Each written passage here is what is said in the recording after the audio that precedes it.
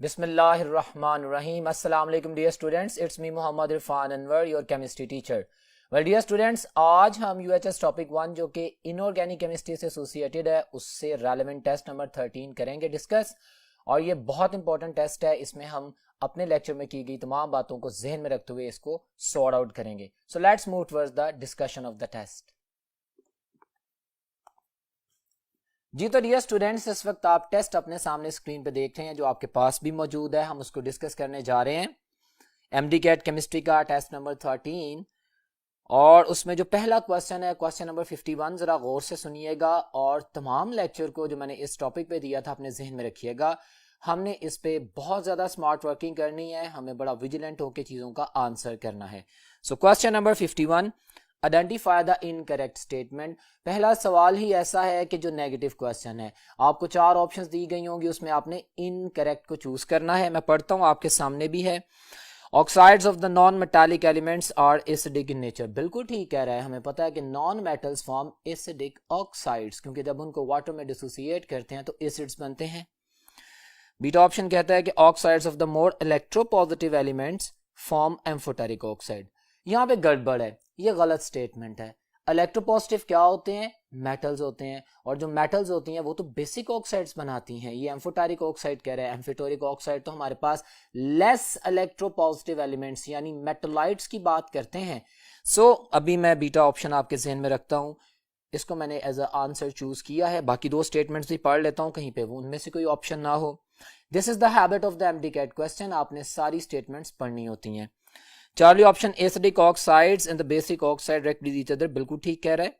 और delta option में oxides of the alkali and the alkaline earth metals except beryllium oxide. तीनों statements ठीक है। हम जानते हैं कि अल्कलाइन अर्थ मेटल में सिर्फ बेरिलियम ऑक्साइड है जो एम्फोटेरिक ऑक्साइड बनाता है। सो इन चारों स्टेटमेंट्स में वेरी सिंपल, जिसको मैं रीजनिंग दे चुका हूं, beta option is incorrect option, जिसमें उसने कहा था कि मेटल्स जो कि इलेक्ट्रोपॉजिटिव होती हैं, हाईली इलेक्ट्रोपॉजिटिव होती हैं, वो एम्फोटेरिक ऑक्साइड नहीं बनाती भाई, वो बेसिक ऑक्साइड्स बनाती हैं। नेक्स्ट क्वेश्चन पे चलते हैं, question number 52। Consider the following statements. Okay, हम देखते हैं क्या कह रहा है। मैग्नीशियम क्लोराइड की बात करता है, कहता है पार्शली आयोनिक, ठीक है। Aluminium chloride partially ionic, okay. SiCl4 partially covalent, ये भी ठीक है। PCl3 partially covalent. क्वेश्चन क्या है?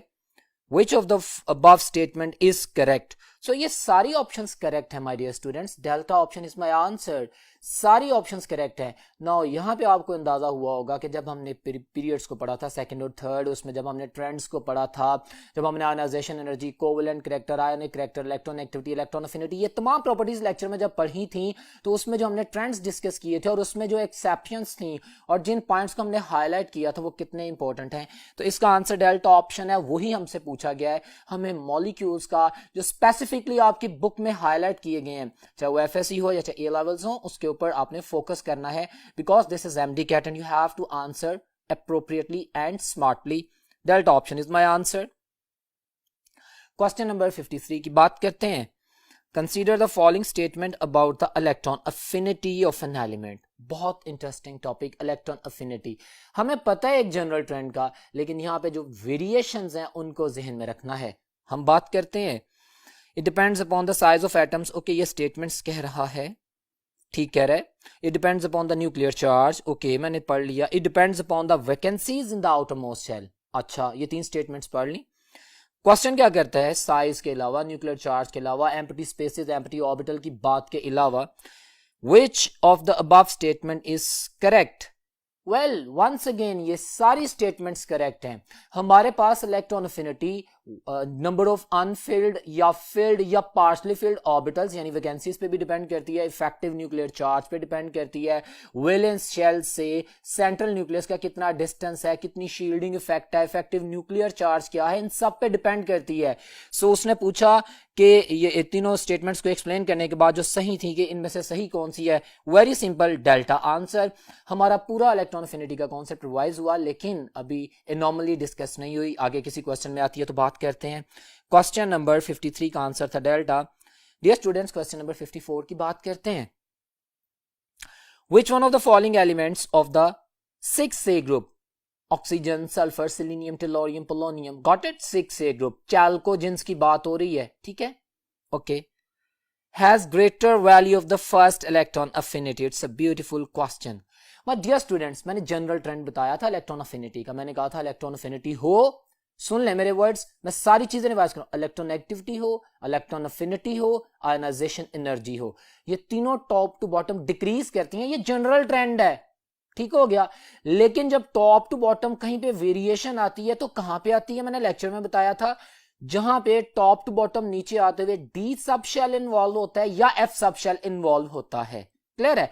सो इसकी बेस पे अब इसने क्वेश्चन किया है, उसने मुझे 6A ग्रुप्स के एलिमेंट्स बता दिए और कहता है बताओ, क्वेश्चन कर रहे हैं कि हमारे पास किसकी फर्स्ट इलेक्ट्रॉन अफिनिटी की जो वैल्यू है वो ज्यादा होगी। वैसे तो आप पेपर में देख रहे हैं, मैंने टेबल भी लिख दिया, आपके सामने वैल्यूज भी हैं, but this is not the question based upon the memory और cramming, this is a question on the concept. मेरे पास टॉप टू बॉटम एक जनरल ट्रेंड फॉलो हो रहा है, लेकिन ऑक्सीजन से सल्फर आते हुए due to the involvement of the d sub shell हमारे पास वेरिएशन आती है। टेबल में आप देख सकते हैं फर्स्ट इलेक्ट्रॉन अफिनिटी की वैल्यू ऑक्सीजन की -141 किलोजूल्स पर मोल है, एंड सल्फर -200 है, और फिर आगे डिक्रीज होना शुरू हो गया। ऑक्सीजन से सल्फर जो वेरिएशन आई है, इंक्रीज हुआ है, क्यों हुआ है, due to the d sub shell. Group में जब भी वेरिएशन आती है एलिमेंट्स की किसी भी प्रॉपर्टी में, there will be the involvement of the D subshells and F subshells, my dear students। ये MCQ है जो मैंने बोला है, रिलेटेड है, याद रखिएगा। बहरहाल यहां पे मेरे पास सिंपल आंसर आता है, that is the Charlie option, figure out कर दिया, वैल्यूज आपके सामने हैं। क्वेश्चन नंबर 55 की बात करते हैं, which of the following element has zero electron activity? You know what is electron activity? आपको मेरा लेक्चर याद होगा तो मैंने आपको इस हर डेफिनेशंस में से 4 पॉइंट्स बताए थे जो एमसीक्यूज हैं। मैं डायरेक्ट इलेक्ट्रॉन एक्टिविटी की बात करता हूं, I'm not going to waste your precious time. What is electron activity? It is a molecular property. It is the tendency of an atom in a molecule to attract the shared pair of electron. Sharing तभी होगी ना जब molecule बनेगा, जिसकी power ज्यादा होगी वो electron active होगा, वो स्नैच आउट कर लेगा। अब दो एलिमेंट्स जब मिलेंगे तो लाजमी तौर पे दोनों की कुछ ना कुछ तो इलेक्ट्रॉन एक्टिव वैल्यू है, लेकिन उसने बताया, उसने पूछा किसकी जीरो इलेक्ट्रॉन एक्टिविटी है। What if I am talking about the zero group, group 8A, जिन्हें हम इनर्ट गैसेस कहते हैं, जिन्हें हम एरोजेंस भी बोलते हैं, वो तो किसी से नहीं मिलते, वो तो मोनोटॉमिक मॉलिक्यूल्स हैं। My dear students, my every line is an MCQ, is an information for you people. So I'm just working for you people. You have to focus on this. ठीक है। अब हीलियम की मिसाल दी गई है, monoatomic molecule है, वो तो किसी से नहीं मिला, तो इसमें तो इलेक्ट्रॉन एक्टिविटी का क्वेश्चन ही नहीं है, कोई शेड पेयर ऑफ इलेक्ट्रॉन है ही नहीं है। सो very simple answer, Charlie option is my answer. सारी केमिस्ट्री को जहन में रखिएगा। नेक्स्ट क्वेश्चन पे चलते हैं। क्वेश्चन नंबर 56 है, which of the following is not ionic hydride? Now this is a memory। भाई हमें पता है जो प्योर मेटल्स होती हैं, प्योर मेटल इन सेंस कि जो बहुत ज्यादा इलेक्ट्रोपॉजिटिव होती हैं, इलेक्ट्रॉन लूज करती हैं, वो फॉर्म आयोनिक हाइड्राइड। बाकी हम लेफ्ट टू राइट मूव करते हैं तो आयोनिक हाइड्राइड का कैरेक्टर कम होता जाता है, हमारे पास इंटरमीडिएट हाइड्राइड्स बनते हैं, देन हमारे पास कोवेलेंट हाइड्राइड्स बनते हैं। वो सारी बात ध्यान में रखिए। अब मैं ऑप्शंस देखता हूं। NaH भाई आयोनिक हाइड्राइड है, beta option calcium hydride ionic hydride है, पोटाशियम हाइड्राइड ये भी एक अच्छी मेटल और हाइड्रोजन का आयोनिक हाइड्राइड है। उसका क्वेश्चन है note, delta option zinc hydride, ये आपको पता है इंटरमीडिएट हाइड्राइड बनाता है, जिंक मेटल है लेकिन नॉर्मल नहीं, ट्रांजिशन मेटल है, इसका बिहेवियर डिफरेंट है, तो इसका जो हाइड्राइड है वो डिफरेंट है। आपको पता है, आपके सामने एग्जांपल्स हैं, हम जानते थे कि हमारे पास मैग्नीशियम है, जिंक है, कैडमियम है, हमारे पास एल्यूमिनियम है एंड सो ऑन। वो देखिए मैंने आपके साथ इंडियम है, तो ये आप लोगों के पास बनाते हैं इंटरमीडिएट हाइड्राइड। क्वेश्चन था, डेल्टा ऑप्शन मेरा आंसर है, very simple and clear.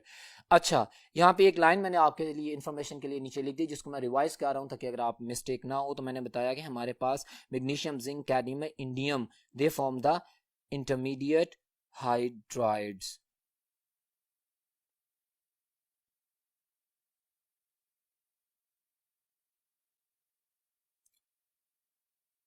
Question number 57 है, mark the incorrect statement about the oxidation state of the central atom of the compound. Incorrect statement ढूंढनी है जी। वंस अगेन नेगेटिव क्वेश्चन, हम देखते हैं क्या है इनकरेक्ट स्टेटमेंट। लेक्चर हमारे ज़हन में चल रहा है। इन KMnO4 the oxidation state of manganese is +7। You know मैंने आपको ऑक्सीडेशन स्टेट कैलकुलेट करना सिखाया था। चलें हम इसको सॉल्व करते हैं व्हाइट बोर्ड पे, मेरे साथ चलें नेक्स्ट बोर्ड पे। जी तो डियर स्टूडेंट्स, अभी आप देखेंगे मैं स्टेटमेंट पढ़ता हूं। उसने क्वेश्चन नंबर 57 में अल्फा ऑप्शन दी है KMnO4। ओके, फिर उसने बात की है पोटेशियम डाइक्रोमेट की। ओके, फिर उसने बात की है ऑफ कोर्स सोडियम पार्जिनेट की।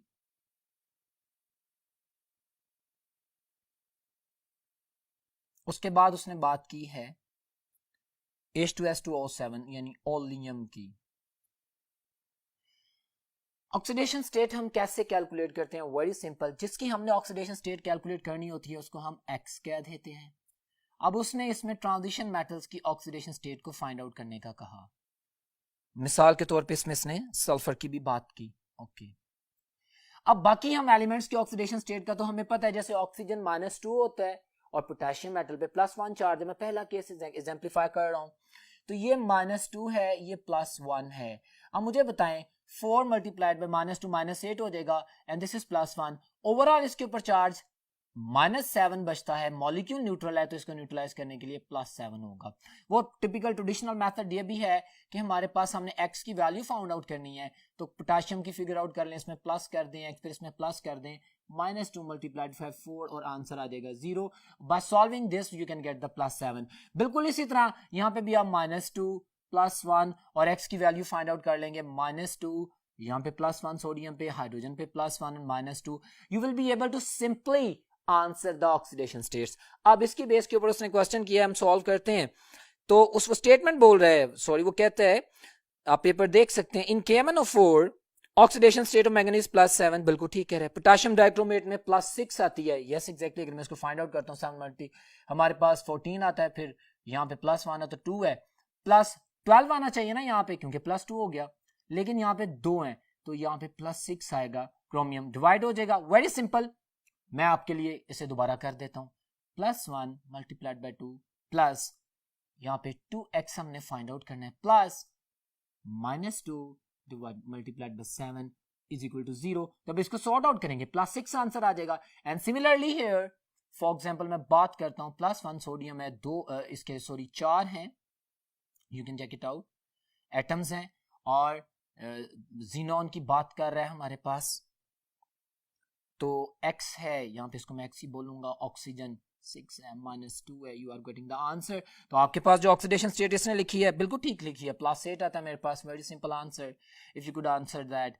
और उसके बाद अगर हम बात करते हैं इसकी H2S2O7 की, तो यहाँ पे देखें +1 2 plus 2x plus -2 multiplied by 7 is equal to 0। तो आंसर यहाँ पे +6 आता है। तो यूं मैंने इनकी ऑक्सीडेशन स्टेट फाइंड आउट कर ली। यहाँ पे सल्फर +6 आ गया, +8 जीनोन आ गया। अब मैं स्टेटमेंट्स पढ़ता हूं, तो मैं जब इन स्टेटमेंट्स को देखता हूं तो मेरे पास जो आंसर आता है 57 क्वेश्चन का, that is the delta option. वो +4 कह रहा है, ये गलत कह रहा है। I did it for you people, ताकि आप लोगों को दोबारा ऑक्सीडेशन स्टेट को कैलकुलेट करना आ जाए और आपके ज़हन में कॉन्सेप्ट रिवाइज हो जाए।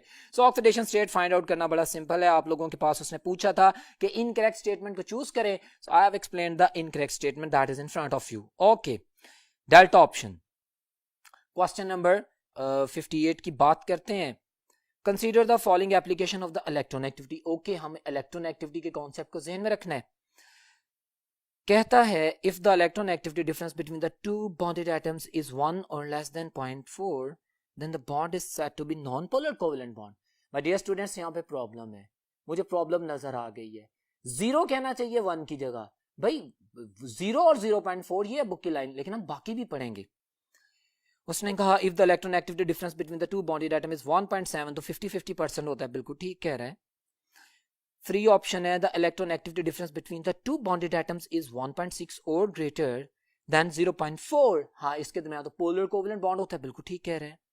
नंबर 4 में कहता है if the electronegativity difference between the two bonded atoms is greater then 1.7 then the bond is said to be ionic nature। बिल्कुल सही कहा है। अच्छा, क्वेश्चन देखें, वो हमारा वही कॉन्सेप्ट काम आ रहा है। which one of the above statement is incorrect।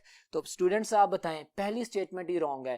भाई अगर इलेक्ट्रोनेगेटिव डिफरेंस 0 और 0.4 है इन दोनों मतलब 0.5 से नीचे है, 0 से लेके 0.5 के दरमियान में है, तो फिर हमारे पास वो जो स्टेटमेंट उसने पहली कही है कि नॉन पोलर कोवेलेंट बॉन्ड होगा, तब होगा। मैं रिवाइज कर देता हूं, इलेक्ट्रोनेगेटिव डिफरेंस 0 से लेके 0.5 के दरमियान में है तो they are non polar covalent bond. आगे हमारे पास बिल्कुल सही कह रहे हैं कि 0.5 से लेके 1.7 तक है तो they are polar covalent bonds, और अगर 1.7 से ज्यादा है तो दे आर आयनिक बॉन्ड्स। और एमडी कैट में यहां पे एक एक्सेप्शन याद रखिएगा, the beautiful MCQ I am gonna share with you, जो कि 2-3 दफा आपके पेपर में आया हुआ है। हमारे पास HF हाइड्रोजन फ्लोराइड एक ऐसा मॉलिक्यूल है जिसमें इलेक्ट्रोनेगेटिविटी डिफरेंस 1.9 है, लेकिन फिर भी HF का जो बॉन्ड है वो आयोनिक नहीं होता, वो हाईली पोलर कोवेलेंट बॉन्ड होता है। क्यों? क्योंकि H positive ion does not exist. ये एक्सप्लेनेशन आप लोगों की बुक में दी गई है, आप इसको भी याद रखेंगे। बहरहाल इस क्वेश्चन जो कि मेरे पास क्वेश्चन नंबर 58 था, इसका आंसर अल्फा ऑप्शन है, very simple. Question number 59, which of the following statement does not match correctly. देख लेते हैं। बेरियम ऑक्साइड मेटल का ऑक्साइड है, बेसिक ऑक्साइड है, ठीक है। बीटा ऑप्शन में गैलियम ऑक्साइड एम्फोटेरिक ऑक्साइड है, बिल्कुल ठीक है। आपसे बात की एल्युमिनियम ऑक्साइड और उसके बाद 3A फैमिली में एम्फोटेरिक क्या होता है आपको पता है ना, कि जो डुअल नेचर शो करें, एसिड के साथ बेस, बेस के साथ एसिड। और मैंने यहाँ पे एक फर्क बताया था कि न्यूट्रल और एम्फोटेरिक में फर्क है। न्यूट्रल एसिड के साथ भाई कोई रोल नहीं प्ले करता, बेस के साथ कोई रोल प्ले नहीं करता, लेकिन एम्फोटेरिक एसिड के साथ बेस बन जाता है, बेस के साथ एसिड बन जाता है। सो ये पॉइंट भी ज़हन में रखिएगा। Charlie option is wrong, this is my answer. जिसने कहा था करेक्टली मैच नहीं करती, nitrogen pentoxide, die nitrogen pentoxide, this is the anhydride of nitric acid. ये मेरे वर्ड सुने, N2O5 is anhydride of the nitric acid, strongly acidic in nature. तो वो उसे कह रहा है कि बेसिक, बिल्कुल गलत कह रहा है। So Charlie option is my answer. Question number 60 की बात करते हैं। Mark the correct statement about the atomic radius. Okay, correct statement, it decreases along a period from left to right, बिल्कुल ठीक कह रहा है, अल्फा करेक्ट है। लेकिन एमडी कैट का असूल हमने तमाम स्टेटमेंट्स पढ़नी है। Beta option, it increases from top to bottom in a group, बिल्कुल ठीक कह रहा है, ये दोनों बातें ठीक हैं। So Charlie option is my answer, very simple answer, you can get the information, it's very simple question. Next question पे चलते हैं students. Question number 61, mark the correct statement about the electron affinity. Electron affinity, you know what is electron affinity? Amount of energy released or absorbed when one electron is added into the valence shell of an isolated atom. ठीक है ना, electron affinity। और मैंने यहाँ से related कुछ MCQs भी share किए थे कि हमारे पास first electron affinity value may be positive, may be negative, may be endothermic, may be exothermic, मैं MCQs बोल रहा हूँ। और सेकेंड इलेक्ट्रॉन अफिनिटी हमेशा एंडोथर्मिक होगी, पॉजिटिव होगी। अब इन तमाम चीजों को ज़हन में रखते हैं, रिवाइज करने के बाद स्टेटमेंट पढ़ते हैं। उसने बोला करेक्ट स्टेटमेंट बताएं। Okay, the element of the 2A group having valence shell electronic configuration NS2 have positive electron values. उसने हमसे करेक्ट स्टेटमेंट पूछा, ऐसा तो नहीं है, मतलब ऐसा है। उसने पूछा कि the element of the 2A group having valence electronic NS2 completely filled हो जाता है ना, तो एनर्जी लगानी पड़ती है उसकी स्टेबल इलेक्ट्रॉनिक कॉन्फ़िगरेशन को डिस्टर्ब करने के लिए, एंडोथर्मिसिटी। बिल्कुल सही कह रहा है अल्फा ऑप्शन।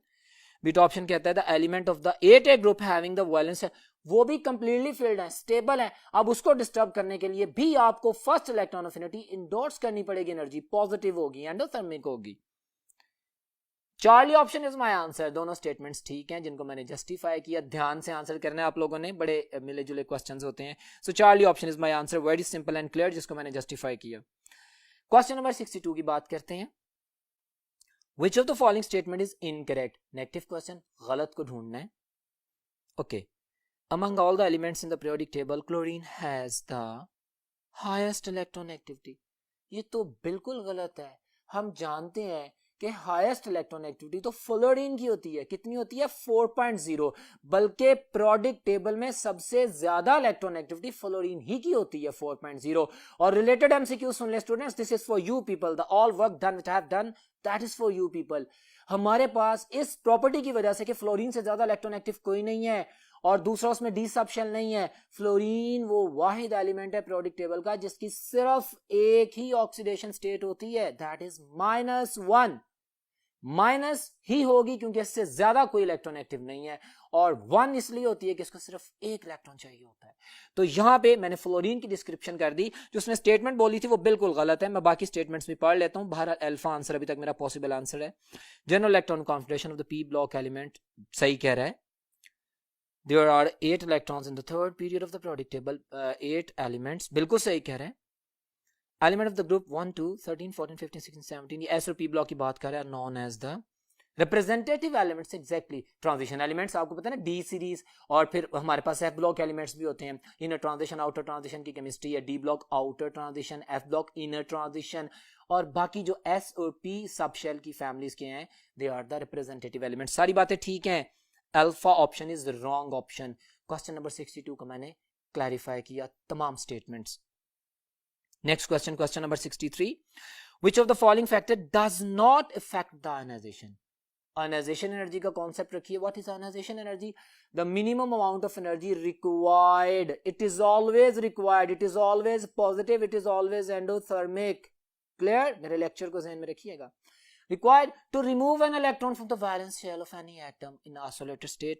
अच्छा, इसके हवाले से magnitude of the nuclear charge पे डिपेंड कर, मतलब अफेक्ट होती है ऐसे, डज नॉट अफेक्ट इसने पूछा है।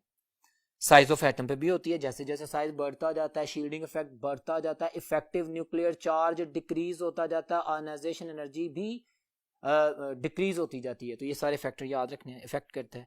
शील्डिंग इफेक्ट की भी बात कर दी। डेंसिटी का कोई ताल्लुक नहीं है माय डियर स्टूडेंट्स। डेंसिटी और चार्ज डेंसिटी में फर्क याद रखिएगा। This is MD CAT my dear students. Now listen my words, very important information. अगर मैं एटॉमिक नंबर की बात करूं, अगर मैं एटॉमिक मास की बात करूं, और अगर मैं डेंसिटी की बात करूं, तो ये तीन ऐसी प्रॉपर्टीज हैं जो लेफ्ट टू राइट और टॉप टू बॉटम दोनों सूरतों में इंक्रीज ही करती हैं। खाली डेंसिटी लेफ्ट टू राइट भी, टॉप टू बॉटम भी इंक्रीज ही करती है। अब अगर मैं बात करूं चार्ज डेंसिटी की, तो चार्ज डेंसिटी फिर चूंकि चार्ज पर यूनिट वॉल्यूम है, तो वो टॉप टू बॉटम डिक्रीज करेगी क्योंकि साइज बढ़ता जा रहा है, चार्ज ग्रुप में उतना है। ठीक है, यहां पे उसने सिर्फ डेंसिटी की बात की, इसका आयनाइजेशन एनर्जी से कोई कनेक्शन नहीं है, कोई रोल नहीं है। It is not going to affect the ionisation energy, and you know ionisation energy is also called as the index of the metallic character. ये भी चीजें याद रखिएगा। Very simple answer question number 63 का, डेल्टा ऑप्शन। क्वेश्चन नंबर 64 की बात करते हैं। Magnesium is metal, okay, but chlorine is a non metal, okay, हम जानते हैं। Even then they show which of the following common property. It's a beautiful question, ये MD CAT में पहले पूछा गया है। ये उसने आपको केमिकली इंगेज करने की कोशिश की, आपके प्रेशियस टाइम को, कुछ सेकंड्स को जाया करने की कोशिश की है। बहुत बड़ी सिंपल है भाई, इनका पीरियड सेम है। They have only one common property कि उनका पीरियड सेम है। ये हमारे पास, आप जानते हैं ना, मैग्नीशियम से स्टार्ट करें। अगर हम फर्स्ट ग्रुप की बात पर करें और मतलब सेकंड पीरियड की बात करें, लिथियम है, उसके बाद सोडियम है, फिर बेरिलियम के बाद मैग्नीशियम है थर्ड पीरियड में। तो मैग्नीशियम भी थर्ड पीरियड में है, क्लोरीन भी थर्ड पीरियड में है। इनकी यही कॉमन प्रॉपर्टी, और कोई भी प्रॉपर्टी मैच नहीं करती। मैग्नीशियम मेटल है, क्लोरीन नॉन मेटल है, उसका आयनिक कैरेक्टर, उसका कोवेलेंट कैरेक्टर, इसकी बेसिक प्रॉपर्टी, उसकी एसिडिक प्रॉपर्टी है। सो बस एक ही प्रॉपर्टी मैच करती है, they have the same period. Very simple, and the art of asking a question. Very simple. Charlie option. Question number 65. An element with atomic number 20 is placed in which period of the periodic table? So atomic number 20 है, मैंने period को identify करना है। तो what shell I do?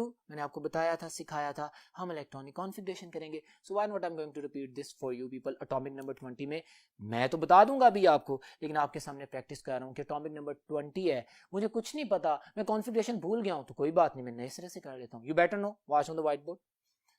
First I shall add stool, school, public, school, like this, P, S. What is this? Let's suppose I 1S, 2S, 2P, 3S, 3P and 4S. मैं 20 करूं, इसमें दो electron आ गए क्योंकि सब शेल एस में एक ही orbital है, और सब शेल एस में एक ऑर्बिटल है, और एक ऑर्बिटल में मैक्सिमम दो इलेक्ट्रॉन्स आ सकते हैं, 2, 4, और P में PX, PY, PZ तीन ऑर्बिटल्स होते हैं सब शेल P में, तो इसमें 6 इलेक्ट्रॉन आ गए, टोटल 10 हो गए। फिर 2S में 12 हो गए, फिर 6 इसमें 18 हो गए, और 4S2 में 20। मेरा क्वेश्चन था कि पीरियड, तो भाई जो मेरे पास प्रिंसिपल क्वांटम नंबर है वो मुझे बताएगा कि कौन सा पीरियड चल रहा है। यहाँ पे उसने जो बात की थी क्वेश्चन की वो मैंने आपके सामने जस्टिफाई कर दिया। So answer is very simple, the question answer is the delta option and that is the number 4th period जो मैंने कॉन्फ़िगरेशन से आपके सामने प्रूफ कर दी है। सो क्वेश्चन नंबर 65 को कैसे आंसर करना है, ऐसे सवालों को आपने कैसे जवाब देना है आपके सामने बता दिया गया है। You will write the configuration और एंड वाला जो भी सब शेल आएगा उसके साथ जो भी प्रिंसिपल क्वांटम नंबर होगा दैट इज द पीरियड। ठीक है, go for the next question. Question number 66 है students, which of the following element has smaller first ionization energy। अच्छा, आयनाइजेशन एनर्जी के ट्रेंड्स की बातें करने से पहले ना, अब इसने जो क्वेश्चन स्टार्ट किए हैं उसके लिए मैंने आपके लिए बोर्ड वर्किंग की है। If you could see on the board, आप देखें इधर जी। तो डियर स्टूडेंट्स, आप देख सकते हैं इस वक्त आपके सामने व्हाइट बोर्ड के ऊपर मैंने कुछ प्रॉपर्टीज लिख दी थी, हमारे टॉपिक से रिलेटेड बुनियादी बात थी जो कि एक्सप्लेन करनी थी। Got it. अब इसमें आप देखें मैंने सिंपल हमारे मतलब 2 पीरियड्स लिख दी हैं, उसमें कुछ चीज़ों को हाईलाइट किया मैंने। आयनाइजेशन एनर्जी के हवाले से जो ग्राफ बनाया था ये बहुत ज़रूरी था। क्यों? क्योंकि इस तरह के क्वेश्चंस आने और बार बार आने हैं। पहली बात मैं रिपीट करना चाह रहा हूँ, ये मैंने लेक्चर में भी बताया था। हम जानते हैं left to right ionisation energy increase करती है, टॉप टू बॉटम डिक्रीज करती है। अब मैंने ये लेफ्ट टू राइट ग्रुप 1 है, 2 है, 3 है, 4 है, 5 है, 6 है, 7 एंड 8 है, ये ग्रुप्स का ट्रेंड लिख दिया। हम जानते हैं कि वेरिएशन आती है आयनाइजेशन एनर्जी की ग्रुप 2 और 3 के दरमियान में, ट्रेंड से एनोमली आती है, हट जाता है। क्यों? मैंने बताया था लेक्चर में, ऑर्बिटल स्टेबिलिटी। हमारे पास ग्रुप 2a में s2 कंप्लीट हो जाता है, ऑर्बिटल कंप्लीटली फिल्ड हो जाता है, and we know completely filled orbital is maximum stable, और मैक्सिमम स्टेबल चीज को डिस्टर्ब करना बहुत मुश्किल होता है। मैंने इलेक्ट्रॉन अफिनिटी में भी यही कॉन्सेप्ट यूज किया था, आयनाइजेशन एनर्जी में भी ये कॉन्सेप्ट यूज होगा। हमारे पास अगर आयनाइजेशन एनर्जी की बात की जाए तो ग्रुप 2a के एलिमेंट्स की आयनाइजेशन एनर्जी रूल के मुताबिक तो 3a से कम होनी चाहिए ना, क्योंकि लेफ्ट टू राइट इंक्रीज कर रही है, लेकिन ऐसा नहीं होता। ग्रुप 2a की आयनाइजेशन एनर्जी ज्यादा होती है 3a के मेंबर से। क्यों भला? क्योंकि इनका ऑर्बिटल कंप्लीटली फील्ड है। आगे 3a में इरेगुलरली फील्ड आ जाता है, ns2 np1 कॉन्फ़िगरेशन आ जाती है। बिल्कुल इसी तरह अगर मैं 5a और 6a की बात करूं तो मेरे पास 6a की आयनाइजेशन एनर्जी ज्यादा होनी चाहिए ना, बट 5a की ज्यादा होती है। 5a जो निक्टोजेंस है, नाइट्रोजन, फास्फोरस, आर्सेनिक, एंटीमनी, उनकी आयनाइजेशन एनर्जी 6a के एलिमेंट से ज्यादा होती है। पता क्यों होती है? अगर हम एक ही पीरियड में मूव करें लेफ्ट टू राइट तो उसकी रीजन ये है कि यहाँ पे ऑर्बिटल हाफ फिल्ड होता है, and we know half filled orbitals are more stable than the partially filled orbitals, and बाकी ट्रेंड वही चलता है, highest ionisation energy noble gases की होती है। अब इस क्वेश्चन को मैं एक्सप्लेन करता हूं, आपके सामने पेपर है, उसने कहा which one of the following element has the smaller first ionisation energy. Smaller पूछी है, ओके हम देख लेते हैं। ऑक्सीजन ग्रुप 6a का, ओके ऑक्सीजन एक तो ये आ गया। फिर उसने बोला नाइट्रोजन का, नहीं भाई बीटा ऑप्शन में नाइट्रोजन है, नाइट्रोजन की ऑक्सीजन से ज्यादा है, अभी तक ऑक्सीजन की कम है। फ्लोरीन ग्रुप 7a है, इसकी ज्यादा है, और हीलियम 8a है। तो मेरे पास जो ग्रुप 6a का एलिमेंट है इन 4 में से वो सिर्फ ऑक्सीजन है। सो वेरी सिंपल आंसर, मेरे पास ऑक्सीजन ही तो है कि जिसकी आयनाइजेशन एनर्जी 5, 6, 7 और 8a ग्रुप्स में से सबसे कम है, क्योंकि ये 6a में पाया जाता है। सो very simple answer, you can get the answer. उसके बाद पेपर में आप देख रहे हैं question, next question number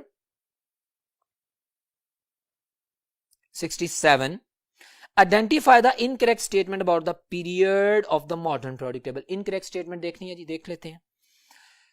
statement है, ऑप्शन ए कहता है कि it is horizontal row of the elements from left to right in the periodic table. ठीक कह रहा है, पीरियड की डेफिनेशन है। Beta it is related with the number of the shells involved in the, बिल्कुल ठीक है। अभी मैंने इस क्वेश्चन को भी किया था कि जो भी प्रिंसिपल शेल होता है पीरियड में शेल सेम रहता है। ठीक हो गया, पीरियड में कौन सी प्रॉपर्टी सेम रहती है? शेल सेम रहता है। Okay Charlie, it is denoted by Roman numerals.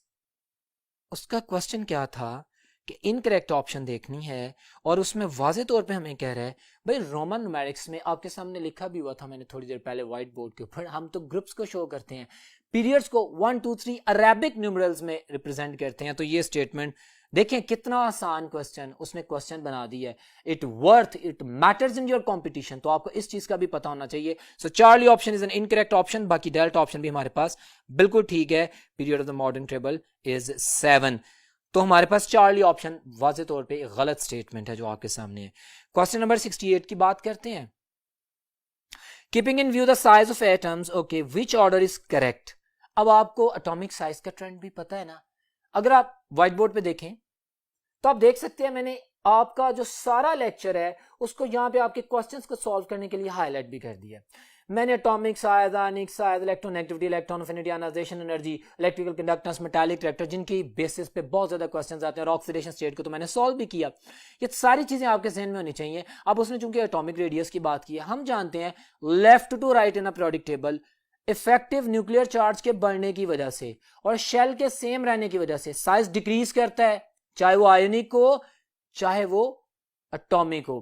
और आपको याद है मैंने आयोनिक साइज में जो ट्रेंड आपको लेक्चर में बताया था, मैंने कहा था कि पहले केटाइंस बनते हैं, unipositive, then dipositive, then tripositive, और मैंने कहा था जितना ज्यादा पॉजिटिव चार्ज होगा उतना स्मॉलर साइज होगा। फिर मैंने कहा था जितना ज्यादा नेगेटिव चार्ज होगा उतना लार्जर साइज होगा। Anions are always larger than the neutral atom and neutral atom is always larger than the cations. Done हो गया। फिर उसके बाद इनमें भी फर्क किया था, trinegative ion is larger than the di and the di is larger than the uninegative ion. All the story you can memorise. अब उसकी बेस के ऊपर हम क्वेश्चन कर रहे हैं, एक्सप्लेनेशन कर रहा हूं मैं। मेरे पास left to right side decrease करता है, टॉप टू बॉटम इंक्रीज करता है। उसने इस सारे कॉन्सेप्ट को रिवाइज करने के बाद एक क्वेश्चन को जस्टिफाई कर रहा हूं मैं। Keeping in view the size of atoms which order is correct. तो भाई अगर मैं नाइट्रोजन और कार्बन का कॉम्बिनेशन देखता हूं, नाइट्रोजन 5a में है, कार्बन 4a में है, कार्बन का साइज बड़ा है क्योंकि 4 से 5 जाते हुए साइज डिक्रीज होगा। अल्फा ऑप्शन गलत है। बीटा ऑप्शन सेम सिनेरियो में फास्फोरस सिलिकॉन बिल्कुल गलत है। उसी के नीचे की बात कर रहे हैं ना ग्रुप की। Charlie, argon is larger than chlorine. भाई आर्गॉन जो है वो ग्रुप 8a में है, वो भी सेम स्टोरी चल रही है, और क्लोरीन हमारे पास 7a में, left to right size decrease करता है, तो ये तो उलट बता रहा है। अगर मैं बात करता हूं lithium is larger then beryllium, तो ये डेल्टा ऑप्शन मेरा आंसर है। लिथियम हमारे पास 1a ग्रुप में है, ब्रिलियम 2a ग्रुप में है, लेफ्ट साइज पे जो साइज बड़ा है और राइट साइज पे साइज छोटा है। Delta option is the correct. मैं स्टूडेंट्स वैल्यूज को क्रैम नहीं करना, कॉन्सेप्ट को फॉलो करना है, ठीक है, क्योंकि वैल्यूज को आप क्रैम कर ही नहीं सकते। Concept are very simple and clear, और एमडी कैट में क्वेश्चंस कॉन्सेप्ट की बेस के ऊपर आएंगे। आपने देखा कि मैं हर क्वेश्चन की आंसर की कंप्लीट डिस्क्रिप्शन सिर्फ इसलिए दे रहा हूं और उससे रिलेटेड तमाम पॉइंट्स बोल रहा हूं कि क्वेश्चन किसी भी तरह का पूछ सकता है। When we are here to prepare for the MD CAT test, then we are here for the complete and perfect preparation, जिसके लिए इन तमाम एक्सप्लेनेशंस का याद रखना जरूरी है। सो very simple answer but it could be complicated, the delta option. Next question, question number 69.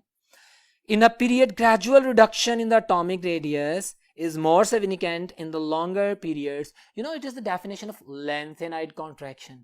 भाई अभी मैंने बोला लेफ्ट टू राइट मूव करते हैं, इफेक्टिव न्यूक्लियर चार्ज बढ़ता है क्योंकि शेल सेम रहता है, और न्यूक्लियस में धरी बात है प्रोटॉन्स बढ़ रहे हैं, अट्रैक्ट करते जा रहे हैं, साइज डिक्रीज होगा। अगर मैं लॉन्गर पीरियड की बात करूं, डी सब शेल जैसे लैंथेनाइट की बात कर रहा है, सीरियम से लुटेशियम की बात कर रहा है, जिसमें for the first time this phenomenon was observed, तो हम देखते हैं कि लॉन्गर पीरियड में एक ही शेल में 10 इलेक्ट्रॉन आ गए, न्यूक्लियस में 10 प्रोटॉन्स आ गए, फोर्स ऑफ अट्रैक्शन बढ़ गई, साइज में वाज़े तौर पे कमी आई, and this phenomenon is called as the lanthanide contraction. So my answer is the beta option. It's very simple, हमने लेक्चर में भी इस पे काफी बात की थी। नेक्स्ट क्वेश्चन पे चलते हैं जी। क्वेश्चन नंबर 70 है मेरे पास। The trends in melting points of the element of the third period are depicted in the figure below. Okay, बिल्कुल सही है, उसने जो ग्राफ दे दिया। अच्छा, ग्राफ तो दे दिया, लेक्चर को भी ज़हन में रखिएगा किसके ऊपर, किस पॉइंट के ऊपर फोकस किया गया था। उसने ग्राफ दे दिया, आगे क्वेश्चन क्या कहता है, the sharp decrease observe from silicon to phosphorus. कहते हैं भाई हम जानते हैं मेल्टिंग एंड बॉइलिंग पॉइंट का ट्रेंड किस पे डिपेंड करता है, मैं रिवाइज कर रहा हूं, नंबर ऑफ अनपेयर्ड ऑर्बिटल्स जितने ज्यादा होंगे उतनी ज्यादा बाइंडिंग एनर्जी होगी।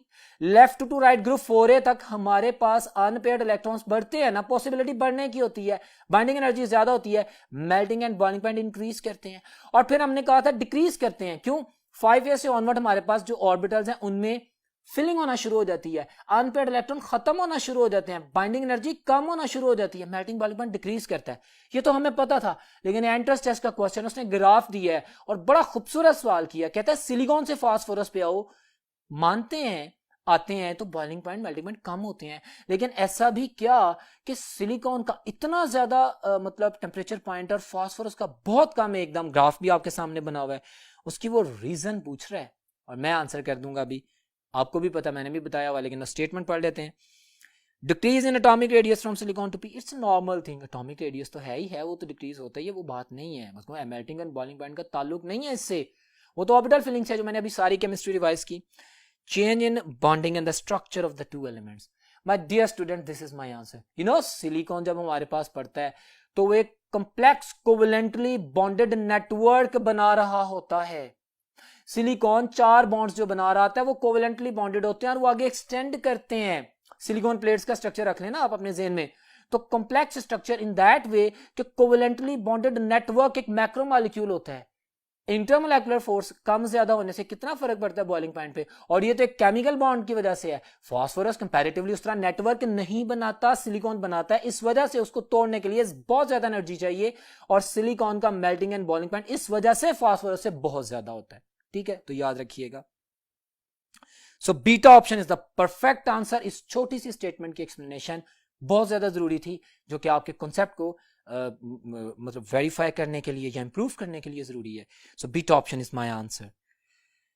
क्वेश्चन नंबर 71 की अगर मैं बात करूं तो element in the periodic table can also be classified into the 4 blocks SPDF हम जानते हैं। क्वेश्चन बड़ा सिंपल है, classification of elements based on the dash of the element involved in the. भाई मुझे बताएं, हमने ये फैमिलीज बनाई थी। The last electron fall into the S subshell S block elements, last electron fall into the P subshell P block elements, and D and F similar definitions. तो ये हमने वैलेंस शेल के ऊपर जो इलेक्ट्रॉनिक कॉन्फ़िगरेशन होती है उसको देख के बनाई ना। कि अगर मैं कॉन्फ़िगरेशन लिख रहा हूं वैलेंस इलेक्ट्रॉन, मैं देखूंगा आखिरी इलेक्ट्रॉन किस सब शेल में गिरता है, तो मैं फिर उसकी बेसिस पे एक्सप्लेन कर दूंगा। Very simple answer alpha, very simple. Question number 72 की बात करते हैं। विच of the following ion will have smallest radius. भाई अब से थोड़ी देर पहले मैंने आप लोगों को बताया, क्या बताया, जितना ज्यादा पॉजिटिव आयन कैरी करेगा चार्ज, जितना ज्यादा पॉजिटिव चार्ज कैरी करेगा, इसका मतलब है उसके न्यूक्लियस में उतने प्रोटॉन ज्यादा हैं, उनकी ग्रिप ज्यादा है, साइज स्मॉल हो जाएगा। तो मैं सिंपल पे देखूंगा कि भाई जिस पे जितना ज्यादा पॉजिटिव चार्ज है वो उतना स्मॉलर इन साइज है। तो ये थ्योरी बेस्ड क्वेश्चन अगर मैं देखता हूं तो बीटा ऑप्शन Si+4, सिलिकॉन के 4 इलेक्ट्रॉन लूज हैं, इसके 4 प्रोटॉन ज्यादा हैं, टग ऑफ वॉर है, इलेक्ट्रॉन बाहर जाना चाहते हैं, न्यूक्लियर के अंदर प्रोटॉन उन्हें खींच रहे हैं। अगर बाहर हमारे जो कॉन्टेस्टेंट्स हैं कम हो रहे हैं, इलेक्ट्रॉन कम हो रहे हैं, तो न्यूक्लियस की पावर बढ़ती जा रही है, साइज कॉन्स्ट्रिक्ट होता जाएगा। Very simple, beta option. Question number 73 की बात करते हैं, आप पेपर पे देख सकते हैं। In which of the following pairs the radius of the second atom is greater than that of the first atom. तो यहां पे भी एटॉमिक रेडियस का कॉन्सेप्ट आपने अपने जहन में रखना है, किसका रेडियस ज्यादा है। अच्छा खूबसूरत सवाल कह रहा है कि किस पेयर में सेकेंड एटम का रेडियस जो है वो ज्यादा है और पहले का कम है। अल्फा ऑप्शन देखता हूं तो सोडियम 1A में, मैग्नीशियम नहीं, ये मेरे साथ मैच नहीं करती स्टेटमेंट। बीटा में भी बिल्कुल मैच नहीं करी। स्ट्रॉन्शियम और कैल्शियम, स्ट्रॉन्शियम का ज्यादा है, कैल्शियम का कम है। फास्फोरस और नाइट्रोजन में फास्फोरस का ज्यादा है, नाइट्रोजन का कम है। Delta option is my answer. अगर हम हैलोजेंस की बात करते हैं, top to bottom atomic size, ionic size increase करते हैं, तो ये एटॉमिक साइज की बात कर रहा है। तो भाई उसने कहा कि सेकंड का ज्यादा हो, पहले का कम हो, तो डेल्टा ऑप्शन में क्लोरीन का साइज स्मॉलर होता है, ब्रोमीन का ज्यादा होता है। Once again I am telling you, यहाँ पे गेम ऑफ क्रैमिंग नहीं है, मेमोराइज नहीं करना वैल्यूज को, कॉन्सेप्ट को फॉलो करना है। क्लोरीन हमारे पास ग्रुप में ऊपर है तो इसका साइज स्मॉलर है, नीचे शील्डिंग इफेक्ट बढ़ गया, एक शेल ऐड हो गया तो ब्रोमीन का साइज बढ़ गया। Delta option is my answer, very simple. Question number 74, which of the following ion has the highest ionic radius. Highest ionic radius, भाई वही कॉन्सेप्ट, जिसका जितना ज्यादा नेगेटिव चार्ज होगा उसका आयनिक रेडियस उतना ज्यादा होगा। तो मैं देख लेता हूं, लिथियम प्लस है तो ये तो स्मॉलर है। अच्छा बीटा में O-2 है, -2, F-1, B+3। कंपटीशन आ सकता था बीटा और चार्ली में, फ्लोरीन भी नेगेटिव है, ऑक्सीजन भी नेगेटिव है, और हम जानते हैं एक तो ऑक्सीजन फ्लोरीन से पहले आती है ग्रुप 6A में, और दूसरा उस पर डाई नेगेटिव, -2 चार्ज है, 2 इलेक्ट्रॉन्स ऐड हुए हैं तो इसका साइज बड़ा होगा। Very simple, beta option is my answer my students. Very important, very easy and not confusing question, beta option. Next question की बात करते हैं, question number 75 you could see on the board. Along the third period, which of the following element has the greater melting point? अब बताएं जी, किसका melting point ज्यादा होता है। हमने जो ट्रेंड्स पढ़े हुए थे, याद है मेरा लेक्चर, मैंने कहा था लेफ्ट टू राइट पहले इंक्रीज करते हैं फिर डिक्रीज करते हैं। अच्छा टॉप टू बॉटम मैंने क्या कहा था, आप लोगों को पता है कि हमारे पास पहले चार ग्रुप में left to right melting point boiling point increase करता है और टॉप टू बॉटम डिक्रीज करता है, और अगले 4 ग्रुप्स में left to right melting boiling point decrease करता है और फिर टॉप टू बॉटम इंक्रीज करता है लंडन डिस्पर्शन फोर्सेस। अच्छा, यहां पे बड़ा खूबसूरत कॉन्सेप्ट आएगा, बहुत खूबसूरत एमडी कैट का सवाल है। यहां पे अगर मैं देखता हूं तो मेरे पास उसने जो ट्रेंड एक्सप्लेन किए हैं फास्फोरस सल्फर, तो मेरे जहन में कंफ्यूजन आती है कि भाई लेफ्ट टू राइट डिक्रीज कर रहा है, फास्फोरस और सल्फर में कंपटीशन आ गया।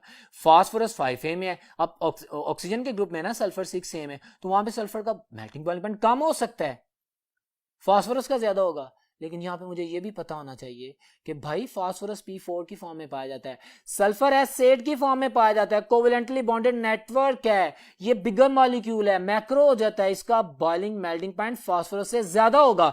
बाकियों के साथ तो कंपटीशन नहीं है, बाकियों के साथ वो आगे आते हैं, सल्फर ज्यादा है ही, लेकिन फास्फोरस से भी सल्फर का ज्यादा है पॉइंट, टेम्परेचर पॉइंट। क्यों? क्योंकि S8 की फॉर्म में पाया जाता है। Beautiful question, mark it up, इसकी एक्सप्लेनेशन को ज़हन में रखिएगा। इट्स अनॉमली, क्वेश्चन नंबर 75 का answer beta sulphur. Next question, question number 76, which of the following is the correct order of the increasing reactivity of the 2A group elements? हम क्या जानते हैं भाई? हम लोग जानते हैं कि top to bottom metallic character बढ़ा है मेटल्स का, top to bottom metallic character बढ़ने की वजह से उनका आयनिक कैरेक्टर बढ़ा है, उनकी रिएक्टिविटी बढ़ती है, टॉप टू बॉटम बढ़ती है। तो इस चीज को ध्यान में रख के देखते हैं। उसने कहा कि हमारे पास correct order of increasing reactivity, okay, सबसे पहले सबसे देखेंगे जो सबसे कम है, magnesium, then calcium, strontium, barium. बिल्कुल ठीक है, alpha option is my answer. Magnesium top पे है, फिर उसके बाद नीचे आते जाते हैं, मूव करते हैं, कैल्शियम, स्ट्रोंशियम, बेरियम, तो ये alpha option is the correct option. Very clear option, very simple option. Question number 77 की बात करते हैं। The periodic variation in the physical property of elements with proton number 1 to 20 is okay, हमने देख लिया। उसने हमारे पास एलिमेंट्स जो 1 से लेके प्रोटॉन नंबर यानी एटॉमिक नंबर 1 से 20 तक सबका ग्राफ बना दिया है, और ये ग्राफ बड़ा फेमिलियर है, हम जानते हैं, इसको पढ़ के आए हैं। इसमें उसने हाइड्रोजन से हीलियम फर्स्ट पीरियड की बात की जो कि शॉर्टेस्ट पीरियड है, फिर मेरे पास लिथियम से लेके नियोन तक जाता है, सेकंड पीरियड है, अच्छा, और फिर थर्ड पीरियड है, एंड सो ऑन, वो चलता जा रहा है। क्वेश्चन क्या करता है? The elements which are shown at the peak are the noble gases. Yes, we know that. Extreme पे है ना? Highest first ionization energy and does not belong to the P block. कहते हैं कि इनमें से किसकी highest first ionization energy है?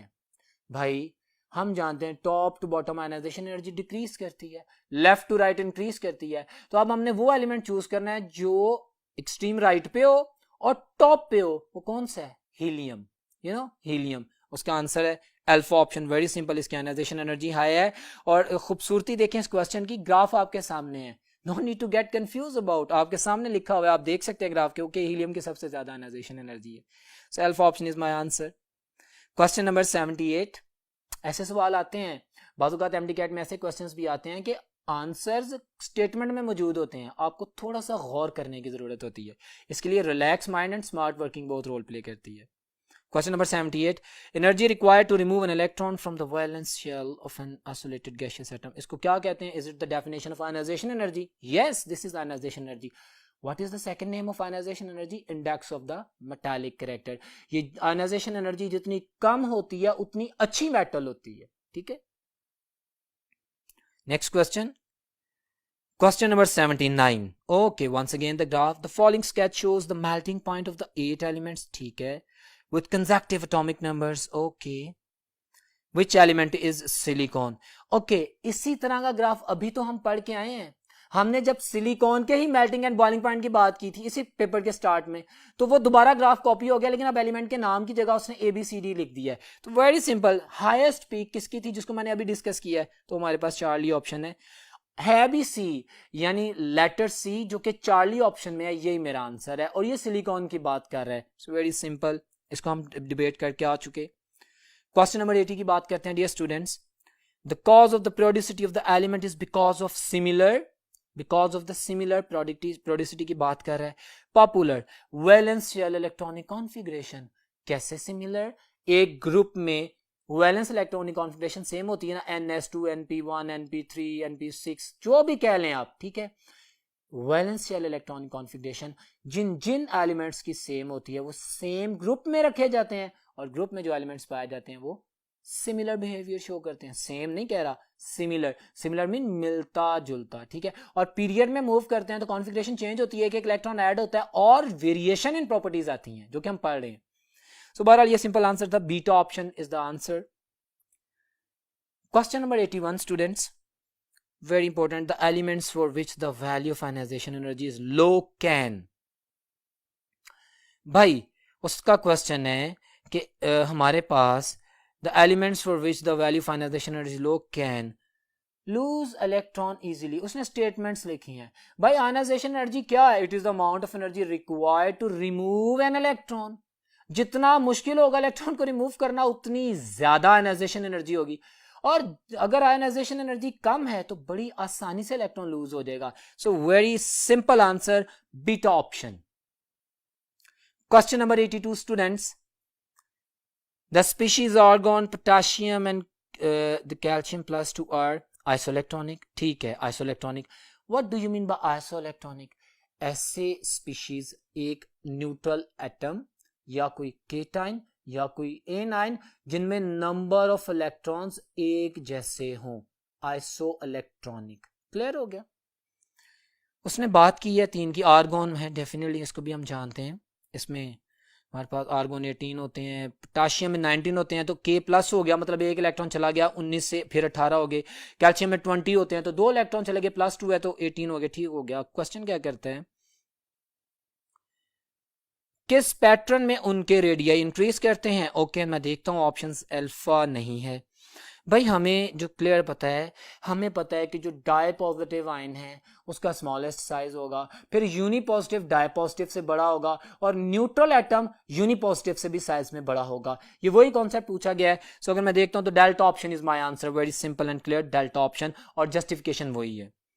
क्वेश्चन नंबर 83 की बात करते हैं. The trend show in the graph is for.